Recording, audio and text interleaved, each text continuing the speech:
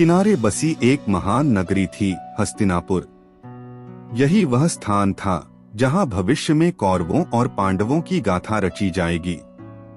लेकिन इसकी कहानी बहुत पहले शुरू हुई थी, जब राजा शांतनु का शासन था।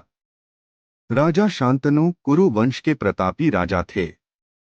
उनके शासन में हस्तिनापुर समृद्ध और शक्तिशाली था, लेकिन उनका हृदय खाली था। उन्हें एक ऐसी रानी की तलाश थी जो उनके जीवन को पूर्ण कर सके। एक दिन जब राजा शांतनु गंगा नदी के किनारे टहल रहे थे, उनकी दृष्टि एक दिव्य रूपवती स्त्री पर पड़ी। यह कोई साधारण स्त्री नहीं थी, यह स्वयं देवी गंगा थी। शांतनु मंत्रमुग्ध होकर, हे देवी, आप कौन हैं? आपकी सुंदरता और दिव्यता अपार है।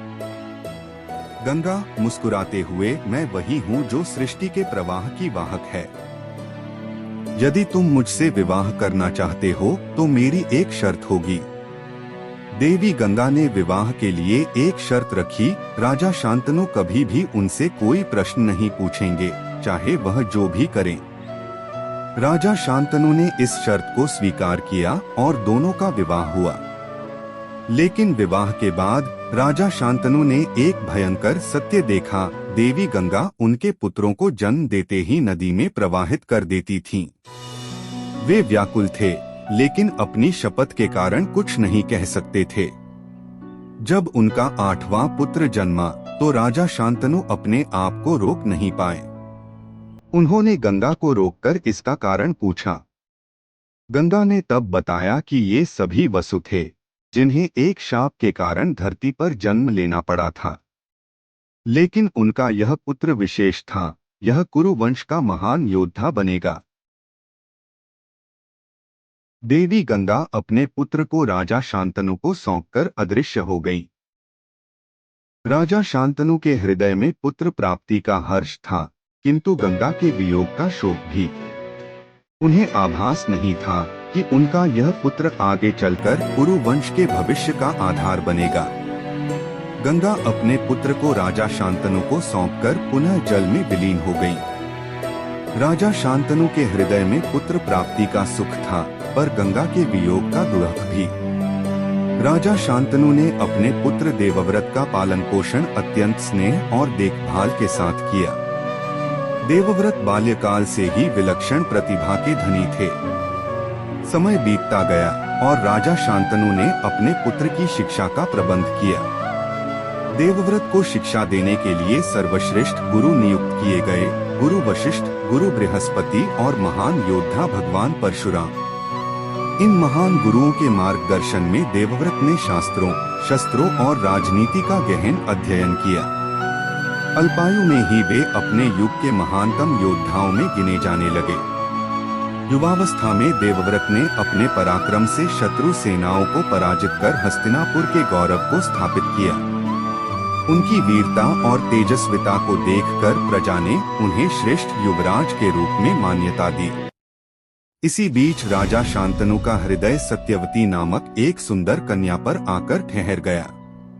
सत्यवती के अद्भुत रूप और सौंदर्य से मंत्रमुग्ध होकर राजा शांतनु ने उनसे विवाह का प्रस्ताव रखा। लेकिन सत्यवती के पिता ने एक कठोर शर्त रखी, सत्यवती के संतान को ही हस्तिनापुर का उत्तराधिकारी बनाया जाएगा। इस शर्त ने राजा शांतनु को गहरे द्वंद्व में डाल दिया।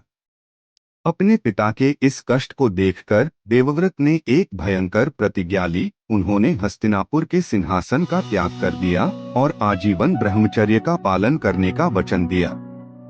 उनकी इस भयानक प्रतिज्ञा के कारण उन्हें भीष्म की उपाधि मिली। इस महान प्रतिज्ञा से प्रभावित होकर राजा शांतनु ने देवव्रत को इच्छा मृत्यु का वरदान दिया। वह तभी मृत्यु को प्राप्त कर सकते थे जब स्वयं उसे स्वीकार करें। देवव्रत अब भीष्म पितामह के नाम से विख्यात हो चुके थे, त्याग, कर्तव्य और धर्म के प्रति। उन्होंने हस्तिनापुर के भविष्य को संवारने के लिए अपने व्यक्तिगत सुख और अधिकारों का परित्याग कर दिया। भीष्म के त्याग और कठोर प्रतिज्ञा के बाद राजा शांतनु ने सत्यवती से विवाह किया।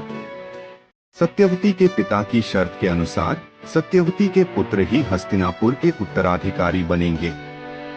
सत्यवती के गर्भ से 2 पुत्र उत्पन्न हुए, चित्रांगद और विचित्रवीर्य। समय बीता और राजा शांतनु के देहांत के बाद भीष्म ने अपने धर्म और प्रतिज्ञा का पालन करते हुए हस्तिनापुर का शासन अपने कंधों पर उठा लिया।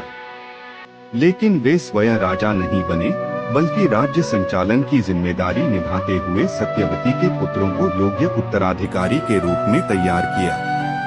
चित्रांगद एक पराक्रमी योद्धा थे, लेकिन दुर्भाग्यवश एक युद्ध में उनका निधन हो गया। अब केवल विचित्रवीर्य ही कुरु वंश के उत्तराधिकारी बचे थे। भीष्म ने विचित्रवीर्य के विवाह के लिए काशी के राजा की 3 कन्याओं अंबा, अंबिका और अंबालिका का स्वयंवर में हरण किया। लेकिन भाग्य को कुछ और ही स्वीकार था। स्वयंवर के बाद अंबा ने भीष्म से कहा, हे गंगा पुत्र, मैं पहले ही राजा शाल्व को अपना हृदय दे चुकी हूँ, इसलिए मैं विचित्रवीर्य से विवाह नहीं कर सकती। भीष्म ने अंबा को ससम्मान राजा शाल्व के पास भेज दिया, लेकिन राजा शाल्व ने अंबा को अपनाने से मना कर दिया।